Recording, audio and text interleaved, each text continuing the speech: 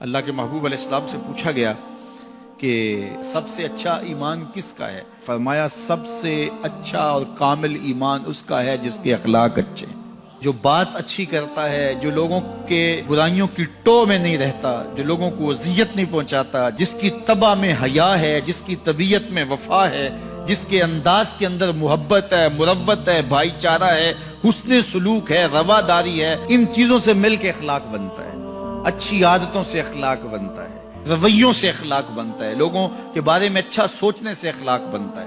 تو اچھے خلق رکھنے والا شخص اچھے ایمان کا حامل ہے۔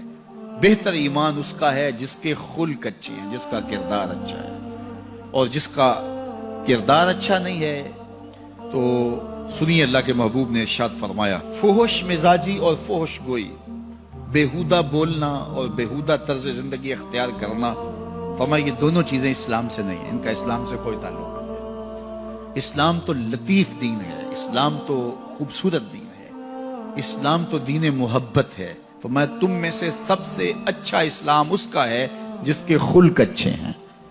اور اللہ کے محبوب نے فرمایا بوئستو لأتمم مکارم الاخلاق، میں اس لیے بھیجا گیا ہوں کہ میں اخلاقیات کی قدروں کو بلند کر دوں، اخلاقیات کی قدروں کو اونچا کرنے کے لیے، ان کی تکمیل کے لیے میں بھیجا گیا۔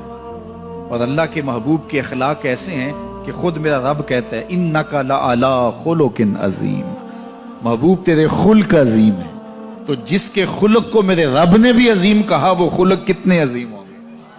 اللہ اکبر۔ حضرت سیدنا انس بن مالک رضی اللہ تعالیٰ عنہ فرماتے ہیں 10 سال میں نے حضور کی خدمت کی ہے، اور 10 سال میں ایک بار بھی ایسا نہیں ہوا کہ میرے حضور نے مجھے جھڑکا ہو۔ کیا محبت تھی، کیا پیار تھا، کیا خلق تھا۔ خلق او دینے مولئی دنیا، خلق او دینے مولئی دنیا، کوئی ورلائی جان بچاوے، آزم ایڈا سونا ماہی سنو کدرے نظر نہ۔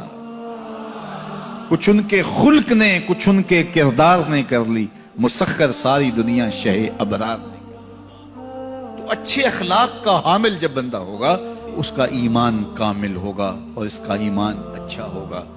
تو نامہ اعمال میں جو عمل ڈالے جائیں گے، جو ترازو پہ، میزان پر جو عمل ڈالے جائیں گے، سب سے وزنی عمل نماز نہیں ہوگا، روزہ نہیں ہوگا۔ سب سے وزنی عمل کون ہوگا؟ جو پلڑے کو جھکا دے گا، وہ حسن خلق ہے۔